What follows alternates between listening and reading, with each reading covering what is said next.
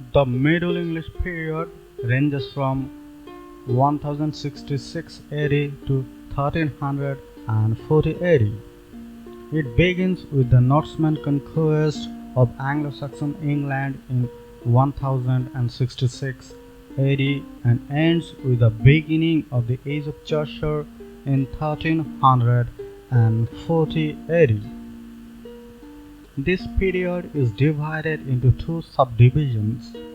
One, Anglo-Norman period of 1066 AD to 1204 AD, and two, the Dark Ages, ranging from 1204 AD to 1340 AD.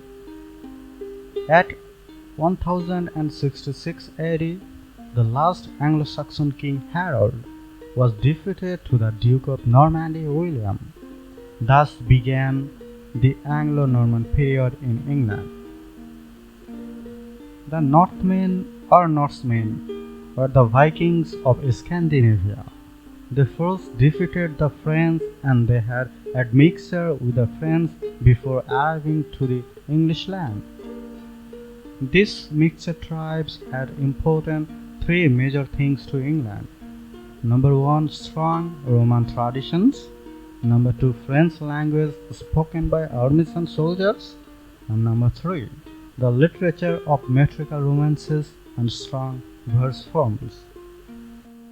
The Duchy of Normandy and England were united in the Anglo-Norman realm during 166 to 1204 AD. At the later part of the period, England had to experience three crusades: 1096, 1147 and 1189, and also 100 years of war with France began in 1338 AD.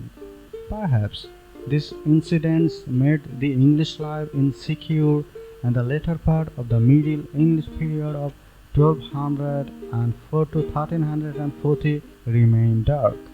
No traces of significant writings are found at that period. That's why this period is called Dark Age in English literature. The literature of Middle English period can be divided into four major groups, like Geoffrey's history, the work of French writers, rhyming chronicles, and metrical romances. Geoffrey of Monmouth. Geoffrey was a monk. He wrote the history of England from Julius Caesar to Brutus. Brutus is regarded the founder of Britain. This historical chronicle was later influential as William Shakespeare, King Lear, Tennyson, and Malory's writings are influenced by the historical book of Geoffrey of Monmouth. The work of French writers. The French writers popularized few legendary figures of England.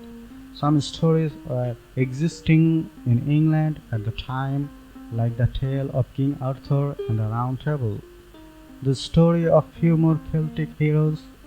These French writers popularized these legendary heroes in England as well as in France. Rhyming chronicles. This group of literature was the rhyming history of England. Lemon was the best known poet of writing rhyming chronicle.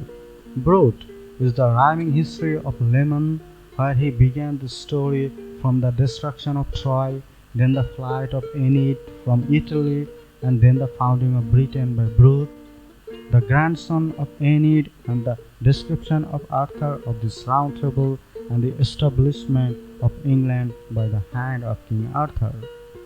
It's noted that French writers also wrote about Arthur, but Lemon's description of these legends was as important as it was the first writing of this type from native poets.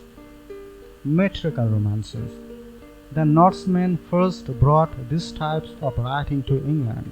Love, chivalry, religion were exposed through the spirit of romance. Its long series of poems dealing with the knights as heroes, fair ladies, warriors, giants, dragons, enchanters, and various enemies of church and state.